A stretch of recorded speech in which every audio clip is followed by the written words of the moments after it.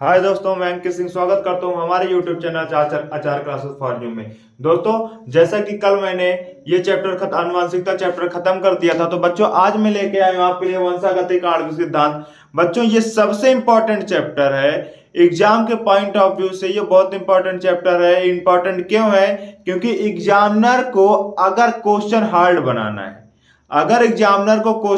बनाना है, तो क्या करेगा, इसी चैप्टर को क्वेश्चन उठा के दे देगा।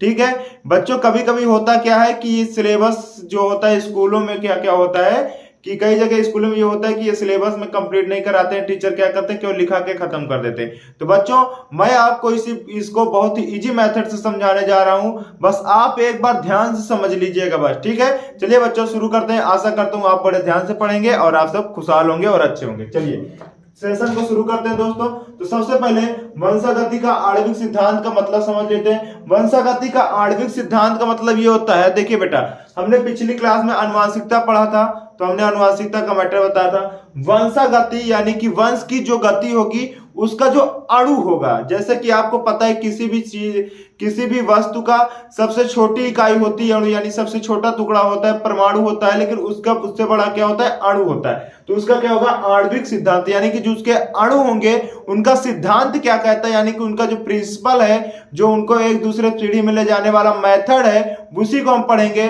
वही कहलाता है वंशागति का आणविक सिद्धांत। तो चलिए बच्चों समझते हैं चैप्टर को। तो सबसे पहले बच्चों हम शुरुआत करेंगे फ्रेडरिक मिसर से। किससे? फ्रेडरिक मिसर से। किससे? फ्रेडरिक मिसर से। बच्चों, फ्रेडरिक मिसर ने क्या किया था, 1869 में सर्वप्रथम इन्होंने न्यूक्लिक अम्ल की खोज की थी। किसकी खोज की थी? न्यूक्लिक अम्ल की खोज की थी। किसकी खोज की थी बच्चा? न्यूक्लिक अम्ल की खोज की थी। और न्यूक्लिक अम्ल की खोज बच्चों ने पश कोशिका में की थी। किसमें की थी? पश कोशिका में की थी। ठीक है, किसने की थी? फ्रेडरिक मिसर ने 1869 में न्यूक्लिक अम्ल की खोज की थी। किसमें बेटा? पश कोशिका में। किसमें की थी? पश कोशिका में की थी। ठीक है, उसके बाद बच्चों ये पहला पॉइंट हो गया। दूसरा पॉइंट क्या है? दूसरा पॉइंट में होता क्या है कि अल्टमान हर्टविग ने, किसने? अल्टमान जी ने क्या किया था? अल्टमान जी ने क्या किया था 1889 ईस्वी में। कब? 1889 में बच्चों ने क्या किया था, इन्होंने इस न्यूक्लिक अम्ल जो था, एक सेकंड रुकिए, एक चीज छूट गया बच्चों। फ्रेडरिक मिसर ने 1869 में न्यूक्लिक अम्ल की खोज की थी, जिसका नाम इन्होंने न्यूक्लियन रखा था। क्या? न्यूक्लियन रखा था। क्या रखा था? न्यूक्लियन रखा था। ठीक है, किसने रखा था? फ्रेडरिक मिसर ने। और न्यूक्लिक अम्ल की खोज पश कोशिका में की थी, जिसका नाम इन्होंने क्या रखा था? न्यूक्लियन। उसके बाद आए अल्टमान हर्टविग ने, जिन्होंने 1889 में बच्चों इस न्यूक्लियन से 3 चीजों की खोज की थी। किसकी खोज की थी? 3 चीजों की खोज की थी, जिसे हम लोग कहते हैं न्यूक्लियोटाइड के भाग कहते हैं। क्या कहते हैं? न्यूक्लियोटाइड के भाग कहते हैं। देखिए क्या होता है, इन्होंने क्या किया था, 3 चीजों की खोज की थी बच्चों। 3 चीजों की खोज की थी, जिसे हम लोग क्या कहते हैं, न्यूक्लियोटाइड कहते हैं। क्या कहते हैं? न्यूक्लियोटाइड। चलिए समझते हैं। तो बच्चों, इन्होंने 3 चीजें कौन कौन सी खोज की थी? वो था पेंटोज शर्करा। क्या था? पेंटोज शर्करा। ठीक है, उसके बाद नाइट्रोजन क्षार, यानी कि सीधा लिख दे रहे हैं क्षार। क्या था? क्षार की खोज की थी इन्होंने। उसके बाद बच्चों इन्होंने फास्फोरस की खोज की थी। फास्फोरिक अम्ल की। ठीक है, इतनी खोज इन्होंने की थी। जो क्षार होगा वो नाइट्रोजन होगा। क्या होगा? नाइट्रोजनी क्षार होगा। ठीक है बच्चों, तो जो अल्टमान हर्टविग थे बच्चों, उन्होंने 1889 में पेंटोज शर्करा तथा क्षार व फास्फोरिक अम्ल की खोज की थी। किसमें की थी इन्होंने न्यूक्लियन में इन तीनों की खोज की थी, जिसका नाम था पेंटोज शर्करा। यहाँ पे पेंटोज शर्करा, क्षार जो कि नाइट्रोजनी क्षार होगा, तथा फास्फोरिक अम्ल की खोज की थी। ठीक है बच्चों, उसके बाद देखिए, उसके बाद तीसरे वैज्ञानिक आए, जिनका नाम था कोसेल। क्या था? कोसेल था। कोसेल ने बच्चों क्या किया, कोसेल ने फिर से इसमें इसका जो नाइट्रोजन ये क्षार था इसके बारे इसमें थोड़ा सा रिसर्च किया। ये जो क्षार था हमारा, क्षार के बारे में इन्होंने बेटा थोड़ा सा रिसर्च किया था। क्या किया था, ये क्षार था, ठीक है। क्षार के बारे में इन्होंने थोड़ी सी जानकारी एकत्रित की।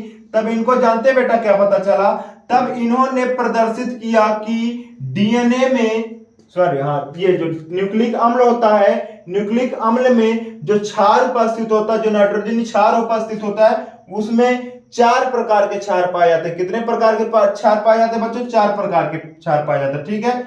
उन्होंने इसको दो भागों में बांट दिया, जैसे एडेनिन, ग्वानिन, एडेनिन और ग्वानिन, ठीक है। इन दोनों को इन्होंने प्यूरिन नाम दे दिया। क्या नाम दे दिया, प्यूरिन नाम दे दिया। और दूसरे जो थे बच्चों वो थे आपके थाइमीन और साइटोसिन थे। क्या थे, थाइमीन और साइटोसिन थे।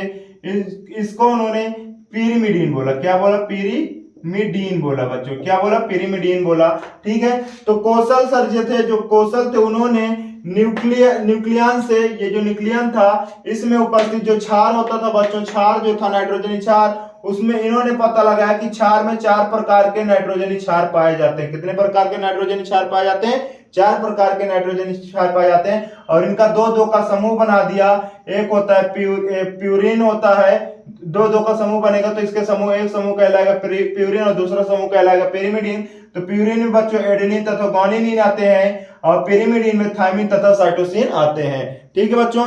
इतना याद रखेगा। उसके बाद एक और खोज होती है जिसको कहते हैं, जिसकी खोज की थी लेविनी ने। क्या, किसने, लेविनी नामक वैज्ञानिक ने की थी। उन्होंने क्या किया था बच्चों, उन्होंने जो पेंटोस शर्करा होता है, क्या, जो पेंटोस शर्करा होता है, पेंटोस शर्करा होता है, इन्होंने देखा कि जो डीएनए होता है, क्या बच्चों, जो डीएनए होता है उसके दूसरे नंबर का कार्बन जो होता है बच्चों, उसके जो पेंटोस शर्करा का दूसरे नंबर का कार्बन जो होता है उसमें ऑक्सीजन नहीं पाया जाता। क्या नहीं पाया जाता, ऑक्सीजन नहीं पाया जाता। क्या नहीं पाया जाता, ऑक्सीजन नहीं पाया जाता। दूसरे नंबर के कार्बन पर ऑक्सीजन यानी कि O2 नहीं पाया जाता। सीधी बात, हम इसको हिंदी में लिख दे रहे हैं, ऑक्सीजन नहीं पाया जाता। क्या नहीं पाया जाता, ऑक्सीजन नहीं पाया जाता है। तो होता क्या है कि दूसरे नंबर के कार्बन पे ऑक्सीजन नहीं पाए जाने के कारण, या फिर हम ये कह सकते हैं कि डीएनए का जो पेंटोस शर्करा होता है उसमें एक ऑक्सीजन अणु की कमी होती है। तो इन्होंने उसका नाम रख दिया था डीऑक्सी। क्या रख दिया था, डीऑक्सी। क्या रखा था बच्चों, डीऑक्सी रखा था। क्या रखा था, डीऑक्सीराइबोज बोला था इसको। क्या बोला था, डीऑक्सीराइबोज बोला था, ठीक है। क्या बोला था, डीऑक्सीराइबोज बोला था। तो फ्रेडरिक मिसर ने 1869 ईस्वी में न्यूक्लिक अम्ल की खोज की थी, जिसका नाम उन्होंने न्यूक्लियन दिया था, ठीक है। उसके बाद अल्टमान हल्टविग आए थे, जिन्होंने 1889 ईस्वी में उसकी खोज की थी बच्चों। जो न्यूक्लियोटाइड होते हैं उनके भागों की खोज की थी, जैसे पेंटोस शर्करा, क्षार तथा फास्फोरिक अम्ल की खोज की थी, ठीक है। किससे की थी, न्यूक्लियन से की थी, ठीक है। उसके बाद बच्चों तीसरे वैज्ञानिक आए कोसल, जिनका क्या नाम था, कोसल ने क्या किया था, जो न्यूक्लियर में उपस्थित क्षार था बच्चों, उस क्षार पे रिसर्च किया और पता लगाया कि इसका दो प्रकार के ग्रुप पाए जाते हैं। एक ग्रुप का नाम होता है प्यूरिन और दूसरे का नाम होता है पिरिमिडीन। और एडेनिन, ग्वानिन प्यूरिन के अंतर्गत आते हैं, थाइमिन तथा साइटोसिन पिरिमिडीन के अंतर्गत आते हैं। उसके बाद चौथे वैज्ञानिक थे बेटा, जिनका नाम था लेविनी ने क्या किया था बच्चों, अच्छा ये इन्होंने 1929 में रिसर्च किया था। 1929 में इन्होंने पता लगाया कि जो पेंटोस शर्करा होता है, पेंटोस शर्करा में जो पेंटोस शर्करा जो होता है बच्चों, उसके फार्मूला होता है C5H10O5 होता है, ठीक है। लेकिन ये राइबोज शर्करा होता है। क्या होता है, राइबोज शर्करा होता है, राइबोज शर्करा होता है बच्चों। और राइबोज शर्करा, ये इसे कहते हैं राइबोज शर्करा। अगर यही फार्मूला C5H10O4 हो जाता है बच्चों, तो इसे कहते हैं डीऑक्सी। क्या कहते हैं, डीऑक्सी। तो इस डीऑक्सी राइबोज शर्करा की खोज की थी लेविनी ने, और इन्होंने देखा था कि जो डीएनए में पाया जाने वाला पेंटोस शर्करा होता है उसमें एक ऑक्सीजन अणु की कमी होती है। क्या होती है? एक ऑक्सीजन अणु की कमी होती है। बाकी हम आपको आगे बता दे रहे हैं, ठीक है। और उन्होंने उसका नाम रख दिया था डीऑक्सीराइबोज रख दिया था। क्या रख दिया था? डीऑक्सीराइबोज रख दिया था, ठीक है बच्चों। तो ये था आपका बेसिक, ये चैप्टर का सबसे पहला भाग होता है, ये था, ठीक है। इसके बाद हम आपको अब आगे समझा रहे हैं, चलिए समझिए, ठीक है। इसके बाद बच्चों सबसे पहला प्रयोग और सबसे पहला क्वेश्चन बनता क्या है इस चैप्टर से? वो ये बनता है कि सिद्ध कीजिए कि डीएनए अनुवांशिक पदार्थ है। क्या? डीएनए अनुवांशिक पदार्थ है, सिद्ध करना है, ठीक है। तो सबसे पहले बच्चों ग्रिफिथ ने इसका प्रयोग किया था, तो हम सबसे पहले ग्रिफिथ का प्रयोग पढ़ते हैं। ग्रिफिथ का प्रयोग, ठीक है। ग्रिफिथ के प्रयोग को बेटा ग्रिफिथ का रूपांतरण का प्रयोग कहते हैं। क्या कहते हैं? ग्रिफिथ का रूपांतरण का प्रयोग भी कहते हैं, ठीक है। चलिए देखते हैं ग्रिफिथ ने क्या किया था बच्चों। ग्रिफिथ ने जब देखिए ग्रिफिथ क्या था? ग्रिफिथ एक वैज्ञानिक थे जिन्होंने क्या किया था 1928 में। कब? 1928 में रिसर्च किया था। कब किया था बच्चों? 1928 में रिसर्च किया था। और इन्होंने बच्चों क्या किया था? 1928 में रिसर्च किया, और इन्होंने जो रिसर्च किया था एक चूहे पे किया था। किस पे किया था बच्चों? एक चूहे पे किया था। और देखते हैं कि रिसर्च के लिए इन्होंने क्या क्या जरूरत की चीजें एकत्रित की थी। तो सबसे पहले इन्होंने बच्चों क्या लिया था? इन्होंने एक चूहे लिए थे। क्या लिया था? चूहा लिया था, ठीक है। चूहे के साथ साथ इन्होंने क्या लिया था? स्ट्रेप्टोकोकस।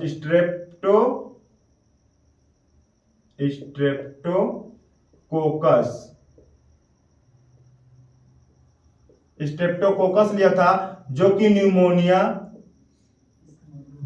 न्यूमोनिया फैलाने वाला जीवाणु होता है। क्या होता है? जो कि न्यूमोनिया फैलाने वाला जीवाणु होता है, ठीक है। उसके बाद देखते हैं इसका दो प्रभेद लिया था। क्या लिया था? दो प्रभेद लिया था। एक होता है उग्र प्रभेद और दूसरा होता है अनुग्र प्रभेद। क्या होता है दूसरा? अनुग्र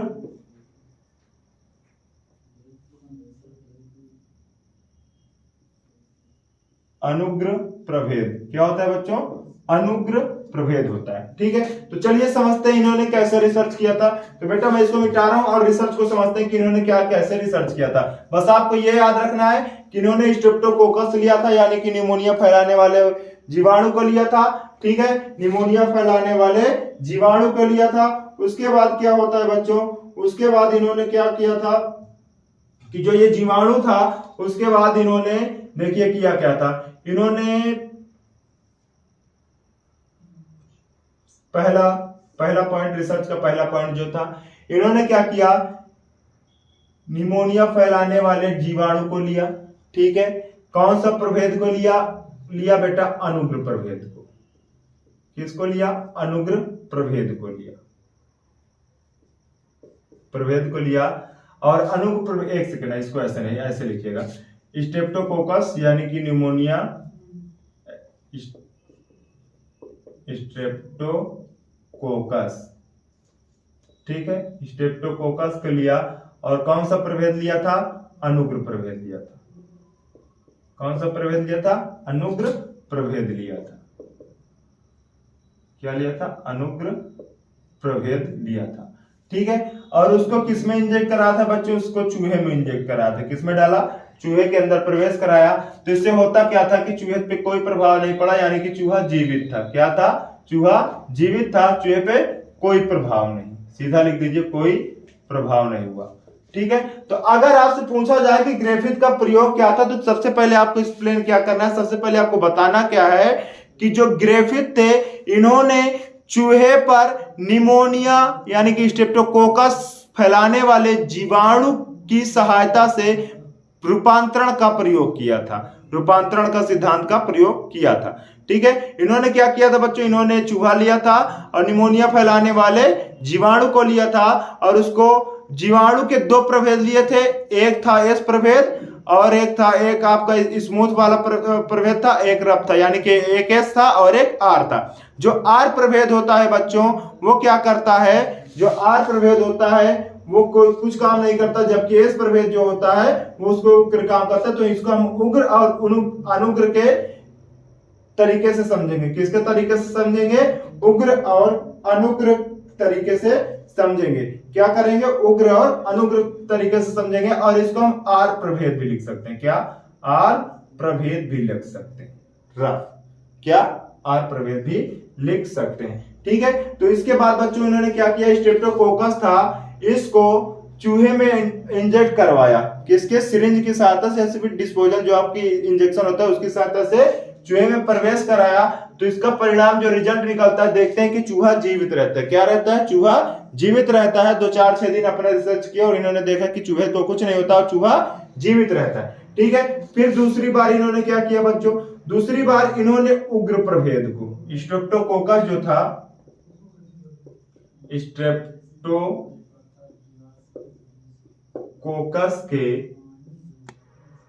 स्ट्रेप्टोकोकस जो था उसको बेटा चूहे में इंजेक्ट कराया था।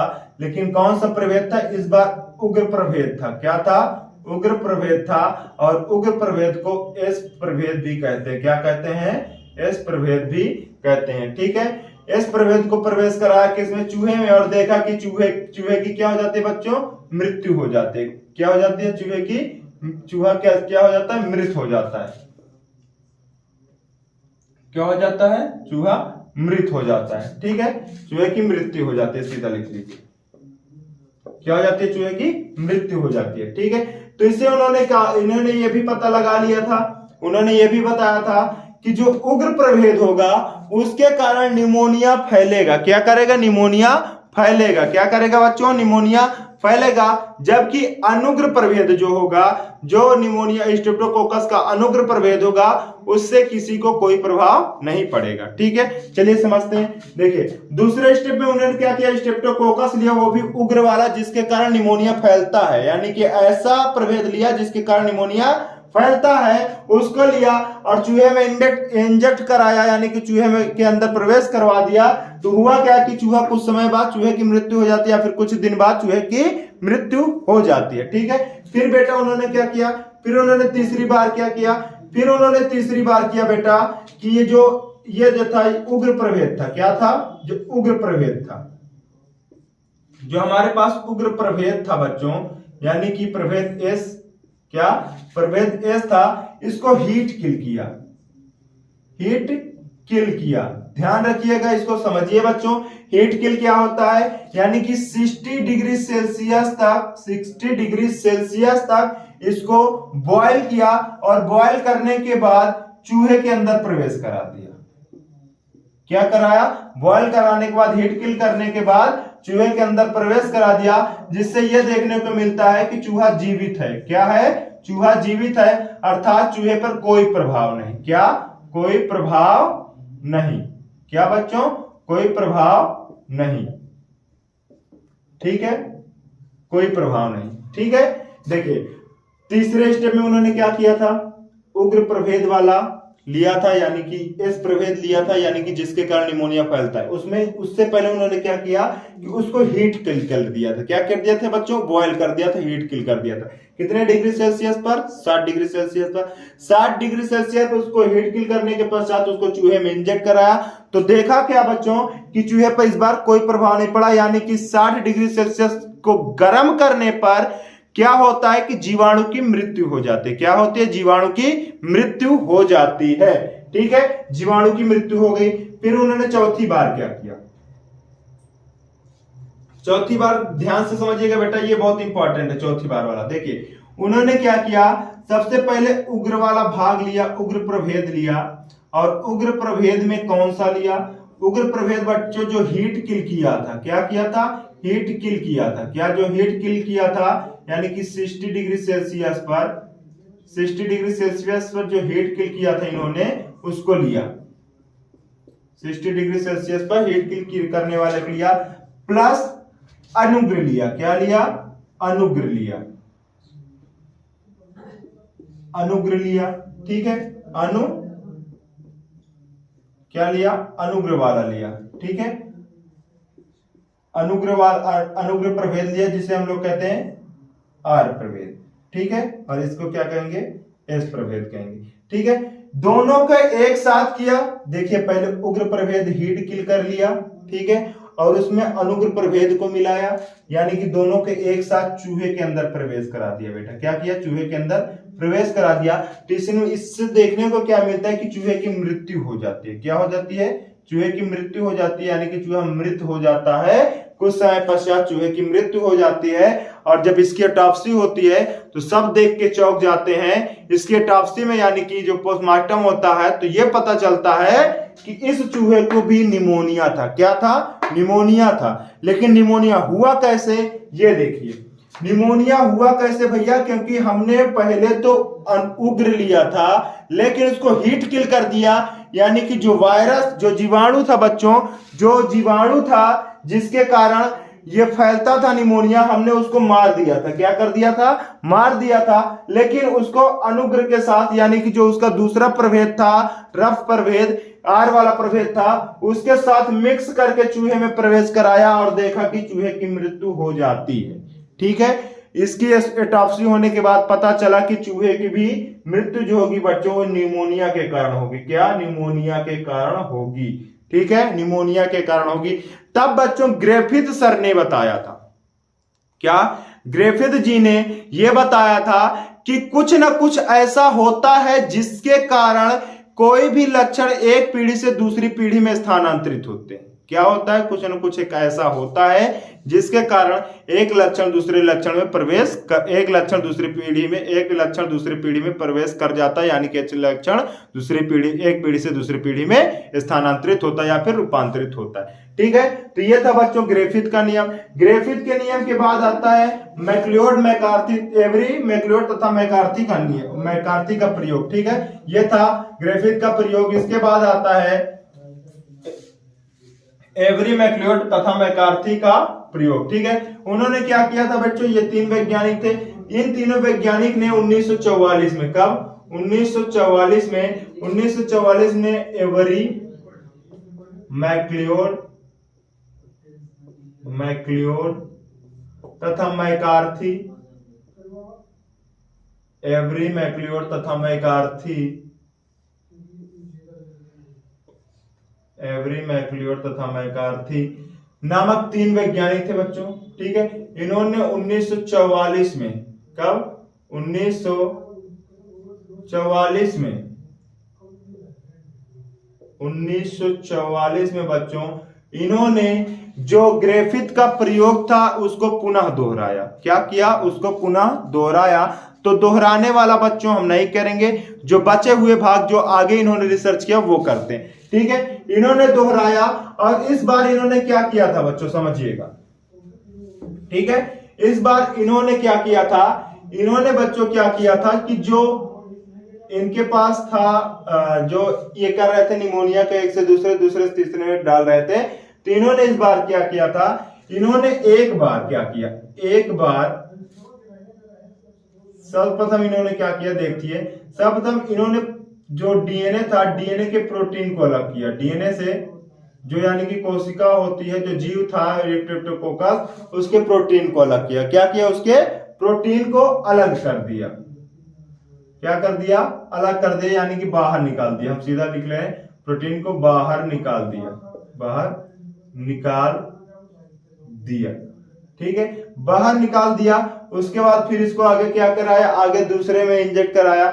तब इन्होंने क्या देखा कि भैया लक्षण अभी भी एक पीढ़ी से दूसरी पीढ़ी में पहुंच रहा है, यानी कि एक पीढ़ी से दूसरी पीढ़ी में पहुंच रहा है। देखिए, अगर हम किसी कोशिका के किसी को देखिए, सबसे पहली चीज होती है कि अनुवांशिक पदार्थ किसमें पाया जाता है, केंद्रक में पाया जाता है। ठीक है बेटा, तो केंद्रक में प्रोटीन भी होता है, डीएनए भी होता है, आरएनए भी। आरएनए बाहर पाया जाता है लेकिन एमआरएनए केंद्रक में ही बनता है। ठीक है, तो इन्होंने क्या किया, एक कोशिका ली, यानी जो स्ट्रेप्टोकोकस क्या था, जीवाणु था, एक कोश की था।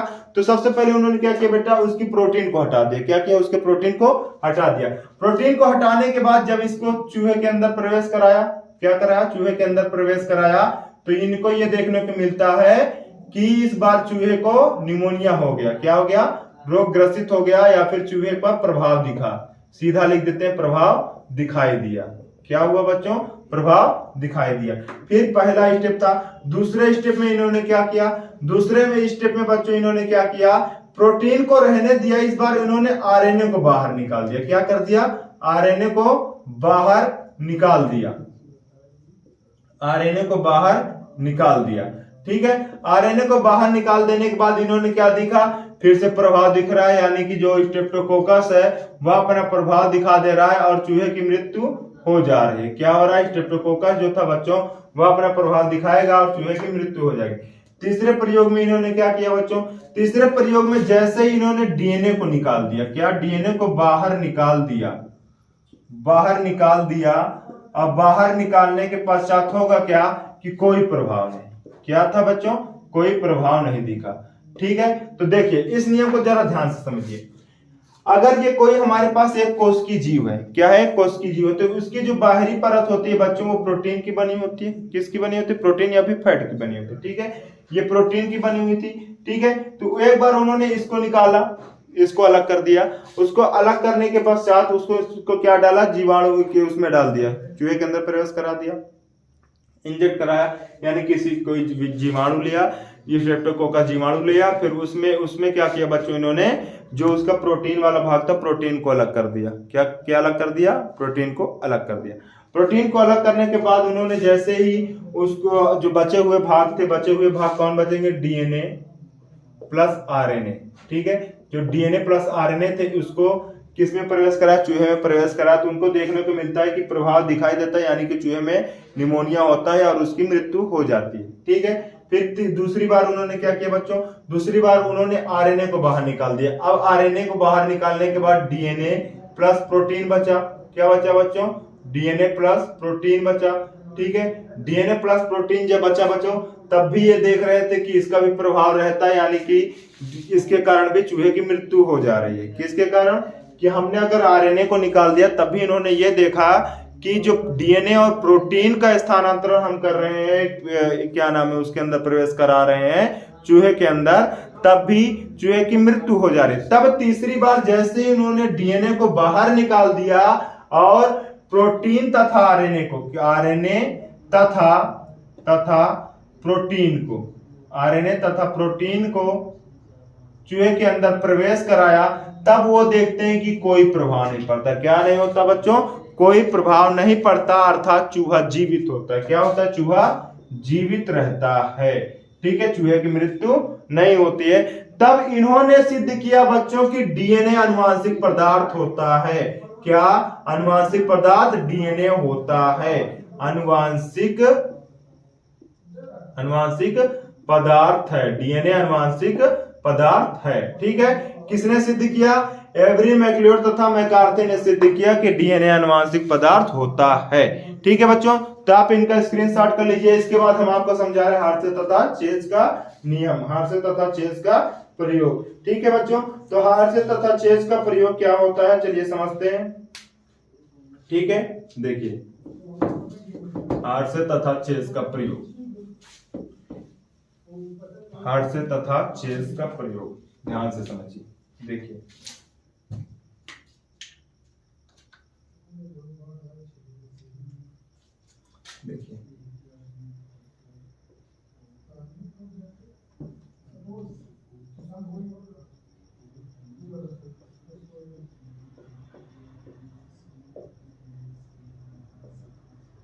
हार्शे तथा चेज का प्रयोग। ठीक है, देखिए बेटा, अब इन्होंने क्या किया। ठीक है, इन्होंने क्या किया था बच्चों, इनको केवल दो चीजों पे शक था, एक प्रोटीन और एक डीएनए, एक प्रोटीन और डीएनए। ठीक है, तो इन्होंने क्या किया था, इन्होंने सल्फर लिया। क्या लिया, सल्फर लिया। क्या लिया, सल्फर लिया, और क्या लिया, फास्फोरस लिया, फास्फोरस लिया। ठीक है, फास्फोरस लिया। अब दोनों को रेडियो एक्टिव बनाया। क्या बनाया बच्चों, रेडियो एक्टिव फास्फोरस तथा सल्फर लिया। क्या लिया बच्चों, सल्फर तथा फास्फोरस को रेडियो एक्टिव लिया। ठीक है, तो सल्फर को रेडियो एक्टिव बनाया उन्होंने, इसका जो परमाणु भार था वो बढ़ गया। ठीक है, आणविक जो अणु भार था वो बढ़ गया। ठीक है, उसके बाद इन्होंने क्या किया, फास्फोरस को भी रेडियो एक्टिव बना दिया। ठीक है, तो अब देखिए होता क्या, हार्शे तथा चेज ने जो सिद्ध किया था कि आनुवांशिक पदार्थ डीएनए होता है। क्या सिद्ध किया था? आनुवांशिक पदार्थ डीएनए होता है। तो इन्होंने क्या किया था? हार्शे तथा चेज ने बच्चों दो चीजें ली थी, जीवाणु भोजी लिया था तथा इक्सरिचिया कोलाई यानी कि ई कोलाई नामक बैक्टीरिया को लिया था। क्या लिया था? ई कोलाई नामक बैक्टीरिया को लिया था। अब दोनों ही बेटा क्या है? एक दूसरे के विरोधी हैं। क्या है? एक दूसरे को विरोधी हैं, यानी कि जो जीवाणु भोजी होगा वह दुनिया में उपस्थित सभी जीवाणुओं का नाश कर देगा, लेकिन ई कोलाई का नाश नहीं कर पाता है। क्या नहीं कर पाता? ई कोलाई का नाश नहीं कर पाता है। अब देखिए, समझते हैं। देखिए, ये है जीवाणु भोजी। क्या है बच्चों? ये जीवाणु भोजी, ठीक है। ये जीवाणु भोजी होता है, कुछ ऐसे ऐसे पाया जाता है, ठीक है। ये इसके पैर होते हैं, ठीक है। ये होता है जीवाणु भोजी, ठीक है। ये जीवाणु भोजी होता है। अब ये ई कोलाई है, ठीक है। तो ई कोलाई नहीं बेटा, मान लीजिए कोई दूसरा, ये कोई जीवाणु है, कोई भी जीवाणु है, ठीक है। ये कोई भी जीवाणु है, मान लीजिए स्ट्रेप्टोकोकस है, ठीक है। तो ये जीवाणु भोजी क्या करता है बच्चों? ये यहाँ पास आता है और आकर अपना जो डीएनए होता है, इसके पास जो डीएनए होता है उसको इसके अंदर इंजेक्ट करा देता है। किसके अंदर? जो जीवाणु इसको मिलेगा, ये अपना डीएनए उसके अंदर इंजेक्ट करा देगा। और जैसे ही बेटा ये अपना आनुवांशिक पदार्थ इसको देगा, तो ये भी जीवाणु भोजी में परिवर्तित हो जाता है। सीधी सी बात, यानी कि ये जो जीवाणु था अभी तक, वह भी जीवाणु भोजी में परिवर्तित हो जाता है। बस ये इसका एक काम होता है। जीवाणु भोजी इस प्रकार बढ़ते चले जाते हैं और जो जीवाणु होते हैं वो नष्ट होते चले जाते हैं। और जीवाणु भोजी दुनिया में बेटा केवल गंगा नदी में पाए जाते हैं। कहां पाए जाते हैं? गंगा नदी में। शायद इसीलिए हिंदू धर्म में गंगा नदी को पवित्र माना जाता है। क्यों? क्योंकि उसमें किसी भी प्रकार का बैक्टीरिया जन्म नहीं लेता है। क्या? किसी भी प्रकार का बैक्टीरिया जन्म नहीं ले पाता है, क्योंकि उसमें पाया जाता है जीवाणु भोजी। और जीवाणु भोजी किसी भी प्रकार के बैक्टीरिया को जन्म नहीं लेने देता, अर्थात बैक्टीरिया का नाश कर देता है, ठीक है। तो चलिए हार्शे तथा चेज का प्रयोग किया था, करते हैं। देखिए बेटा, हार्शे तथा चेज ने क्या किया था? सल्फर लिया था, रेडियो एक्टिव सल्फर लिया था और रेडियो एक्टिव फास्फोरस लिया था, जिसे हम लोग कहेंगे, इसको कहेंगे रेडियो एक्टिव, ठीक है। रेडियो एक्टिव लिया था। क्या लिया? रेडियो एक्टिव सल्फर लिया था और रेडियो एक्टिव क्या लिया था बच्चों? फास्फोरस लिया था। तो देखिए इन्होंने किया क्या, ठीक है। इन्होंने सर्वप्रथम इस सल्फर को इसके प्रोटीन के साथ मैच करा दिया। ये जो ई कोलाई था बच्चों, ई कोलाई नहीं, ये जो जीवाणु भोजी था, इसके प्रोटीन के साथ इंजेक्ट करा दिया। यानी कि जो ये ई कोलाई ये था, हमारा जीवाणु भोजी था। क्या था बच्चों? जीवाणु भोजी था। जीवाणु भोजी का जो ऊपर वाला भाग था, बाहर वाला भाग था, वो प्रोटीन का बना होता है। और प्रोटीन में क्या पाया जाता है बच्चों? सल्फर। और सल्फर को अगर प्रोटीन एक रेडियो एक्टिव बना दिया जाए, तो जीवाणु भोजी था बच्चों, जीवाणु भोजी को हमने रेडियो एक्टिव बना दिया, तो हुआ क्या कि ये चमकने लगा। क्या करने लगा? ये चमकने लगा, यानी कि एक अलग प्रकार की चमक बन जाएगी, तो ये चमकने लगा। तो हुआ क्या कि जैसे ही इसको ई कोलाई के पास लाया गया, ये ई कोलाई था। क्या है? ये ई कोलाई है। क्या है बच्चों? ई कोलाई है। जैसे ही इसको ई कोलाई के साथ पास लाया गया, देखिए ये एक एक्सपेरिमेंट एक बीकर में हो रहा है। किसमें? टेस्ट ट्यूब में हो रहा है या फिर एक बीकर में हो रहा है, ठीक है। हम आपको डायरेक्ट समझा रहे हैं। देखिए ये ऐसे ही इसके पास लाया गया, तो इसने जो अनुवांशिक पदार्थ इसमें स्थानांतरित किया। क्या किया? इसने एक अनुवांशिक पदार्थ इसमें स्थानांतरित किया, ठीक है। किसने? जीवाणु भोजी ने ई कोलाई में अपना अनुवांशिक पदार्थ स्थानांतरित किया। तो होता क्या है कि जो अनुवांशिक पदार्थ इसने स्थानांतरित किया, स्थानांतरित करने के पश्चात ये देखा गया कि अभी तक हमने किसको माना था बच्चों?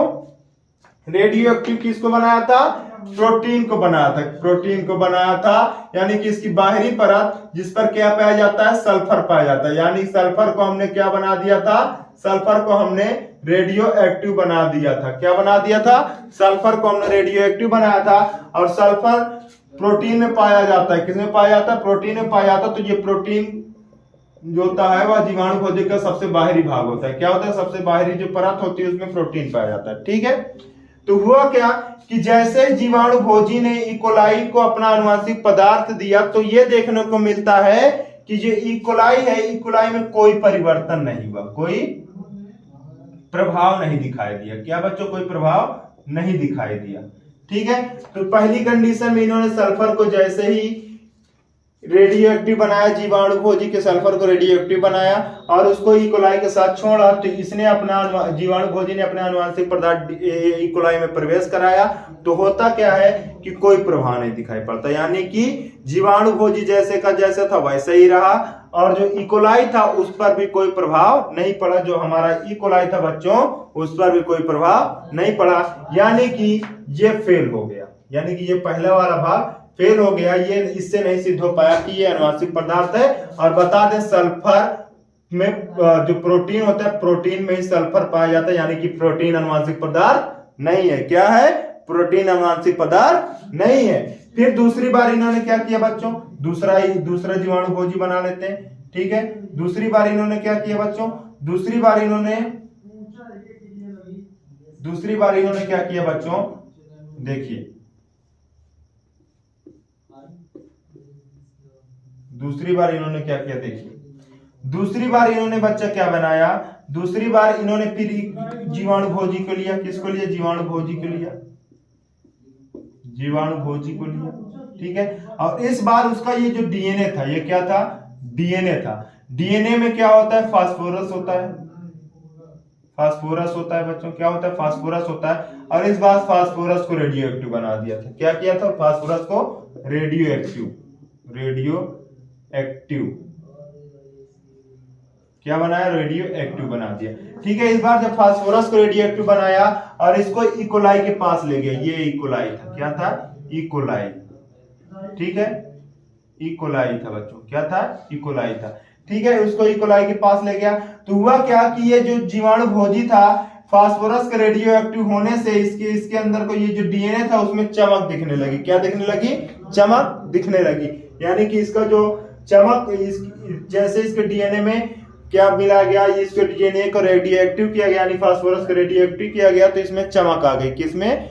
जो ये जीवाणु भोजी था उसमें चमक आ गई, रेडिएशन उसमें उत्पन्न होने लगा। ठीक है, और जैसे ही बेटा इसको इस इकोलाई के पास लाया गया तो इस जीवाणु भोजी ने अपना अनुवांशिक पदार्थ इकोलाई में प्रवेश करा दिया। क्या करा दिया? इकोलाई में प्रवेश करा दिया। और जैसे ही बेटा इकोलाई में इसका अनुवांशिक पदार्थ प्रवेश कराया तो कुछ समय पश्चात देखने को मिलता है कि इकोलाई में भी चमक आ गई। क्या आ गई? इकोलाई में भी चमक आ गई, अर्थात इकोलाई में भी रेडियो एक्टिविटी दिखने लगी। क्या? रेडिएशन दिखने लगी। और इसी से यह सिद्ध हो गया है कि डीएनए अनुवांशिक पदार्थ होता है। क्या सिद्ध हो गया? डीएनए अनुवांशिक पदार्थ होता है। क्यों? क्योंकि जीवाणु भोजी डीएनए को इकोलाई में प्रवेश कराता है तो इकोलाई क्या करता है, इसके डीएनए की सहायता प्राप्त करके जो अगली पीढ़ी को जन्म देता है। तो अगली पीढ़ी में यह देखने को मिलता है कि इकोलाई के भी जो इकोलाई होता है उसमें भी रेडिएशन देखने को मिलती है, यानी उसमें भी चमक देखने को मिलती है। जबकि चमक का लक्षण हमने किस में डाला था? जीवाणु भोजी में डाला था, वो किस में आ गया? इकोलाई में आ गया। इससे सिद्ध होता है कि डीएनए अनुवांशिक पदार्थ है, अर्थात फास्फोरस को रेडिएशन प्राप्त करने से ये क्या हुआ, इसको भी रेडिएशन पर मिल जाती है। और फास्फोरस किसमें पाया जाता है? डीएनए में। तो ये इससे क्या सिद्ध हो रहा है कि डीएनए अनुवांशिक पदार्थ होता है। ठीक है बेटा, क्या सिद्ध हो गया कि डीएनए अनुवांशिक पदार्थ होता है। चलिए ठीक है, इसके आगे बच्चों अब आपको हम बता दे रहे हैं आरएनए अनुवांशिक पदार्थ होता है या नहीं। क्या आरएनए अनुवांशिक पदार्थ होता है? ये किसने सिद्ध किया था, तथा अनुवांशिक पदार्थ किसमें आरएनए होता है। चलिए समझते हैं। ठीक है, देखिए आरएनए अनुवांशिक पदार्थ। चलिए देखिए आरएनए अनुवांशिक पदार्थ, आरएनए अनुवांशिक पदार्थ। ठीक है, ये चीज है। ठीक है, तो चलिए समझते हैं कि आरएनए किस प्रकार अनुवांशिक पदार्थ होता है। तो सबसे पहले हम बच्चों आपको बता दें कि जो फ्रैंकेल कॉनरेड जी थे। ठीक है, इन्होंने सबसे पहले टोबैको TMV यानी कि टोबैको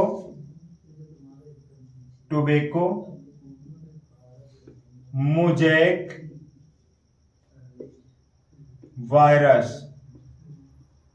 इन्होंने सबसे पहले टोबैको मोज़ेक वायरस की सहायता से यह पता लगाया कि आरएनए भी आनुवांशिक पदार्थ होता है। क्या? आरएनए भी आनुवांशिक पदार्थ होता है। किसने पता लगाया? फ्रैंकल कार्नेट जी ने पता लगाया। ठीक है, चलिए देखते हैं। इन्होंने क्या किया बेटा? इन्होंने टोबैको मोज़ेक वायरस लिया। क्या? टोबैको मोज़ेक वायरस लिया। और एक देखिए हम लोग क्या पढ़ रहे थे, टोबैको मोज़ेक वायरस यानी कि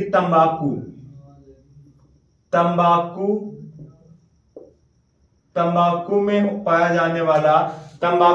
जाने वाला एक विषाणु होता है जिसके कारण तंबाकू की पत्तियां छिद्रित हो जाती हैं यानी कि खराब हो जाती हैं। ठीक है, टोबैको मोज़ेक एक ऐसा वायरस होता है जो तंबाकू की पत्तियों को नष्ट कर देता है। ठीक है, तो फ्रैंकलिन कार्नेट ने क्या किया था बच्चों? फ्रैंकलिन कार्नेट ने क्या किया था? इस टोबैको मोज़ेक का जो वायरस था, देखिए ये टोबैको मोज़ेक का वायरस है। ठीक है, इन्होंने क्या किया? इन्होंने सबसे पहले इसको प्रोटीन को अलग किया। किसको अलग किया? इसके प्रोटीन को अलग कर दिया। ठीक है, ये इसका आरएनए। ठीक है, इस वायरस में डीएनए नहीं पाया जाता। जो वायरस होता है लगभग अधिकतर वायरस में डीएनए नहीं पाया जाता, यानी कि ये रेट्रो वायरस है। कैसा है बच्चों? रेट्रो वायरस है। रेट्रो वायरस है। ठीक है, रेट्रो वायरस। ठीक है, चलिए देखते हैं। ये जो टोबैको मोज़ेक वायरस था, इसको क्या किया बच्चों? देखिए पत्ती तो हमसे एक ही प्रकार की बनती है, हम आपको एक ही प्रकार की पत्ती बना के दिखा दे रहे हैं। देखिए ये पत्ती थी तंबाकू की। ठीक है, ये तंबाकू की पत्ती है। और जैसे इसको इसमें पर रख दिया, क्या करिए? इसके प्रोटीन को निकाल दिया था। प्रोटीन को निकाल दिया और इसको इस पे छोड़ दिया। ठीक है, तो उन्होंने देखा क्या कि इसमें उपस्थित जो आरएनए होता है, क्या होता है बच्चों? आरएनए होता है वो इसमें अपने आरएनए जो होता है अपने कूटों की सहायता से, अपने कोडानों की सहायता से क्या करता है कि टोबैको मोज़ेक वायरस को जीवित कर लेता है। क्या करता है? टोबैको मोज़ेक वायरस को जीवित कर लेता है, यानी कि संक्रमण फैला देता है। संक्रमण फैला देता है। कौन? इसमें उपस्थित जो आरएनए होता है। ठीक है, तो इसको फिर से एक बार समझिए। देखिए ये आरएनए है और ये बाहरी भाग ये जो है ये प्रोटीन है। क्या ये? प्रोटीन है, और जबकि ये वायरस है। ठीक है,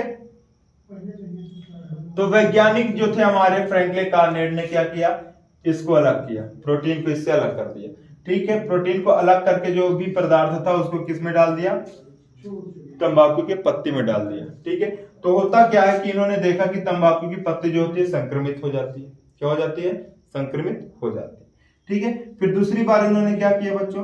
दूसरी बार उन्होंने क्या किया कि ये था, ये जो इसका प्रोटीन वाला भाग था उसको रहने दिया, और जो अंदर का भाग था, जो आरएनए था, क्या था? जो आरएनए था उसको बाहर निकाल दिया। क्या किया? आरएनए को बाहर निकाल दिया और देखा कि जैसे ही उसको इस पत्ती पे डाल दिया तो हुआ क्या बच्चों? इसको पत्ती पे डालने पे हुआ क्या कि कोई प्रभाव नहीं पड़ा।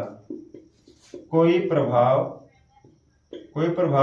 नहीं पड़ा। कब कोई प्रभाव नहीं पड़ा? जब आरएनए को बाहर निकालकर इसमें उपस्थित प्रोटीन तथा अन्य ऑर्गेनल को डाल दिया गया पत्ती पे, तो पत्ती पर कोई प्रभाव नहीं पड़ा, अर्थात पत्ती में संक्रमण नहीं हुआ। इससे यह सिद्ध होता है कि आरएनए आनुवांशिक पदार्थ है। क्योंकि इससे पहले हमने क्या किया था? प्रोटीन को बाहर निकाला, और प्रोटीन को बाहर निकालने के बाद जो भी पदार्थ था उसको टोबैको मोज़ेक पे तंबाकू की पत्ती पे डाल दिया था, तो तंबाकू की पत्ती में संक्रमण हो गया था। जबकि दूसरी बार हमने आरएनए को निकालकर अन्य भाग को पत्ती पे डाला तब संक्रमण नहीं हुआ। तो इससे यह सिद्ध हो जाता है कि अगर आरएनए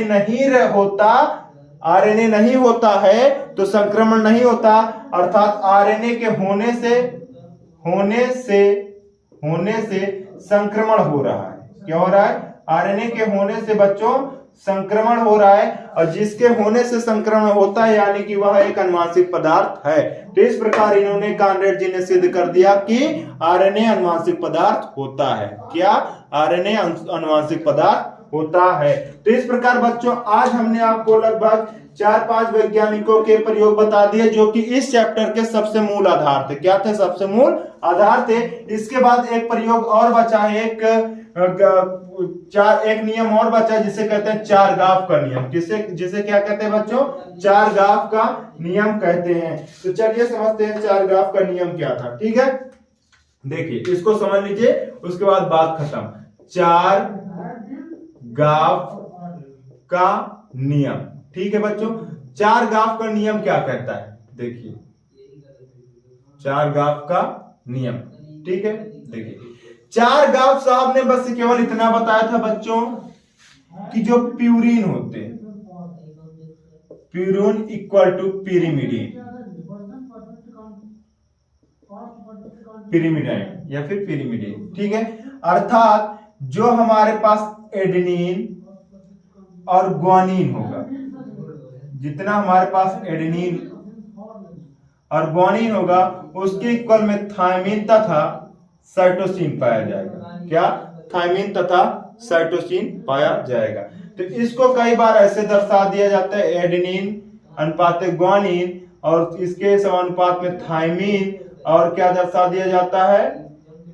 साइटोसिन, ठीक है। और कई बार इसको ऐसे लिख दिया जाता है A+T इक्वल टू G+C, ठीक है, ऐसे दर्शा दिया जाता है। या फिर यहाँ पे अनुपात का मान लिख दिया जाता है और यहाँ पे समानुपात लगाया दिया जाता है, ठीक है। कई बार ये चीज आपको ऐसे मिलेगा, लेकिन इसका कहने का मतलब केवल इतना है बच्चों कि एडेनिन की संख्या थायमिन के बराबर होगी और ग्वानिन की संख्या साइटोसिन के बराबर होगी। यही चारगाफ का नियम है, यानी कि जो प्यूरिन होगा वो पिरिमिडीन के हमेशा इक्वल होगा, जो एडेनिन होगा वो थायमिन के बराबर होगा, जो ग्वानिन होगा वो साइटोसिन के बराबर होगा। चारगाफ का नियम बच्चों केवल इतना है और बहुत ही छोटा नियम है। यह 2 से 3 नंबर में पूछा जाने वाला नियम है और हर बार क्वेश्चन यही पूछता है कि चारगाफ के नियम की व्याख्या करिए। तो आपको क्या लिखना है कि डीएनए में उपस्थित क्षार, नाइट्रोजन क्षार की संख्या 4 होती है, एडेनिन, थायमिन, ग्वानिन और साइटोसिन, ठीक है, इनकी संख्या 4 होती है। तो चारगाफ जी ने यह बताया कि एडेनिन थायमिन के इक्वल होता है, थायमिन के बराबर होता है, और ग्वानिन साइटोसिन के बराबर होता है। और इन्होंने यह सिद्ध कर दिया कि adenine thymine equal to guanine और साइटोसिन, ठीक है। आपको बस ये चीज ऐसे लिख देना है, बस इससे ये सिद्ध हो जाता है कि एडेनिन थायमिन के बराबर, ग्वानिन साइटोसिन के बराबर है, अर्थात प्यूरिन इक्वल टू पिरिमिडीन, ठीक है। ये होता है चारगाफ का नियम। चलिए उसके बाद बच्चों हम आपको अब बता दे रहे हैं कि डीएनए क्या होता है। थोड़ा सा समझ लीजिए आज, बाकी आगे की क्लास हम कल सुबह कल आपको अपलोड कर देंगे, ठीक है। चलिए पहले ये समझ लीजिए डीएनए क्या होता है, ठीक है। डीएनए का अनुवांशिक पदार्थ है जो कि केंद्रक में पाया जाता है। क्या पाया जाता है? केंद्रक में पाया जाता है। और डीएनए एक बहुलक होता है बच्चों। क्या होता है? बहुलक होता है। और बहुलक का एक लक कैसे जानेंगे? तो हमको यह पता करना पड़ेगा कि डीएनए किस किस चीज से मिलकर बना होता है। तो सर्वप्रथम डीएनए बना होता है, चलिए इसको थोड़ा मध्य में लिखते हैं, ये डीएनए है, ठीक है बच्चों। डीएनए 2 चीजों से मिलकर बनता है, 2 चीजों से मिलकर बनता है। वो होता है न्यूक्लियोसाइड,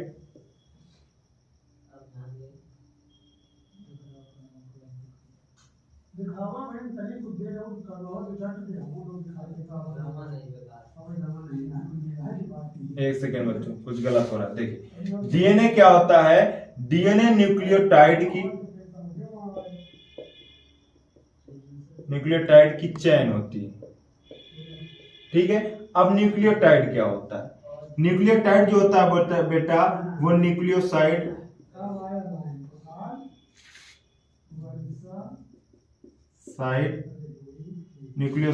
तथा फास्फोरिक अम्ल से मिलकर बनता है,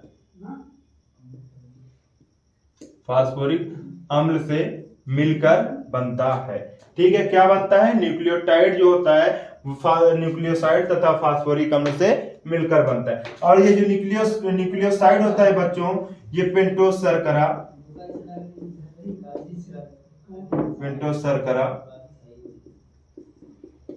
पेंटोस शर्करा तथा क्षार से मिलकर बनता है, यानी कि नाइट्रोजनी क्षार,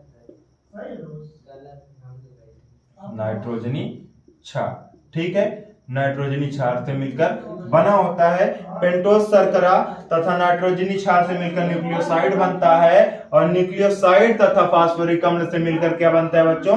न्यूक्लियोटाइड बनता है। और न्यूक्लियोटाइड की जो चेन होती है उससे क्या बनता है? डीएनए बनता है। तो बच्चों डीएनए के बारे में आज इतना ही रखते हैं, बाकी ये चीजें मैं कल आपको डिटेल से बता दूंगा। डीएनए और डीएनए, आरएनए तथा इसके जो भी भाग होते हैं उसके बारे में कल आपको बता दूंगा, तथा इसके प्रकार के बारे में कल आपको बता दूंगा। उसके बाद बच्चों हम तुरंत सेंट्रल डोग्मा स्टार्ट कर देंगे, और सेंट्रल डोग्मा का जो प्रतिलिपिकरण होता है, अनुलेखन होता है और अनुवादन होता है, ये चीजें हम जितना जल्दी हो सकेगा, आपको हो सकता है 26 तारीख से पहले मैं ये चैप्टर आपको खत्म कर दूं। 26 तारीख को ये मेरा लास्ट ही वीडियो होगा इस चैप्टर का, और ये चैप्टर पूरी तरीके से खत्म कर दूंगा। ठीक है बच्चों, तो आज के लिए इतना रखते हैं। चलिए नमस्कार। लेकिन बच्चों आप वीडियो अगर आपको अच्छी लगी हो, बेटा मैंने बहुत मेहनत करके इसको बहुत शॉर्ट तरीके से आपको समझाया है, लेकिन अगर आप एग्जाम में लिखेंगे तो आपको पूरे मार्क्स मिलेंगे। ठीक है, मैंने बहुत मेहनत करके ये वीडियो बनाई है। तो अगर आपको वीडियो अच्छी लगी हो तो प्लीज वीडियो को लाइक कर दीजिएगा और अपने दोस्तों के पास शेयर कर दीजिएगा। अगर आप चैनल पे नए हैं तो चैनल को सब्सक्राइब कीजिएगा। ठीक है बच्चों, बाय।